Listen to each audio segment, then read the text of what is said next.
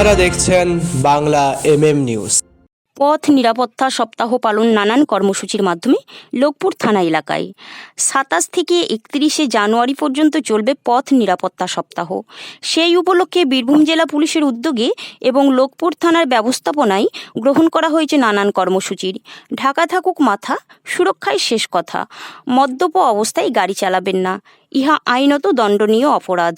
গাড়ি চালানোর সময় মোবাইল ফোন ব্যবহার করবেন না, ঘুরছে চাকা ব্যস্ত মন, এখন কেন কানে ফোন ইত্যাদি স্লোগান এবং বক্তব্য সহকারে কথাগুলো জনসমক্ষে তুলে ধরেন থানার বিভিন্ন আধিকারিকগণ।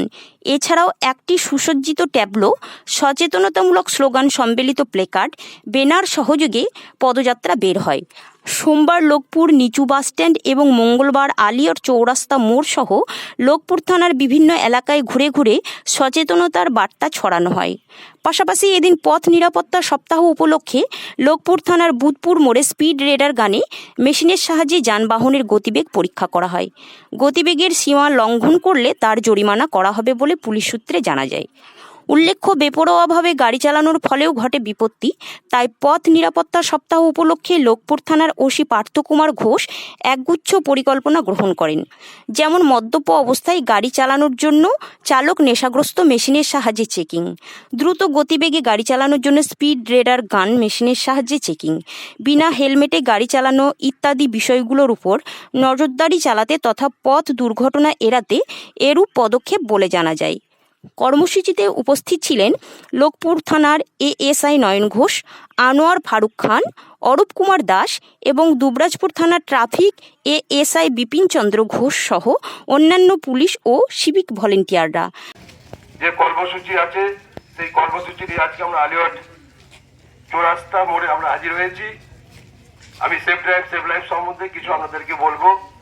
আপনাদের মধ্যে যদি কেউ জানা থাকে এখানে আসবেন, আপনারাও বলবেন।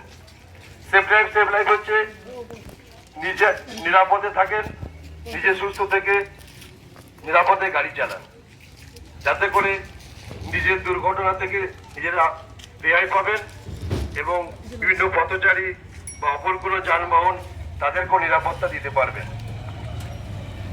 ক্ষেত্রে কেউ উইদাউট হেলমেটে গাড়ি চালাবেন না, নিজেও হেলমেট পরবেন, আপনার সঙ্গে যারা আরোহণ করবে তাদেরকেও বলবেন হেলমেট করতে বাধ্য করবেন।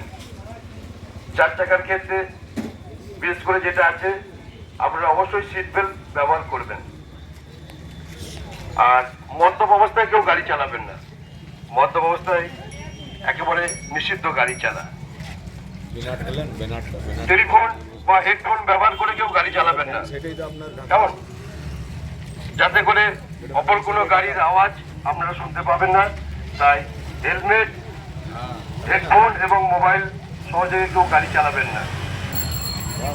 আর ট্রাফিক সিগন্যালের ক্ষেত্রে কিছু কিছু নিষেধাজ্ঞা আছে, যেখানে দেখবেন আপনার রেড লাইট সিগন্যালে জ্বলছে তখন গাড়ি চালানো যাবে না, সবুজ লাইট সংকেত পেলে গাড়ি চালাবেন। আর হলুদ যখন ইন্ডিকেট করবে তখন আপনাকে রেডি অবস্থায় পজিশনে থাকতে বলছে।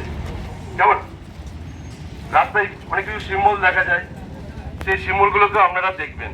যদি স্কুল হসপিটাল যেগুলো থাকবে সেখানে সেরকম চিহ্ন বা সিম্বল থাকবে।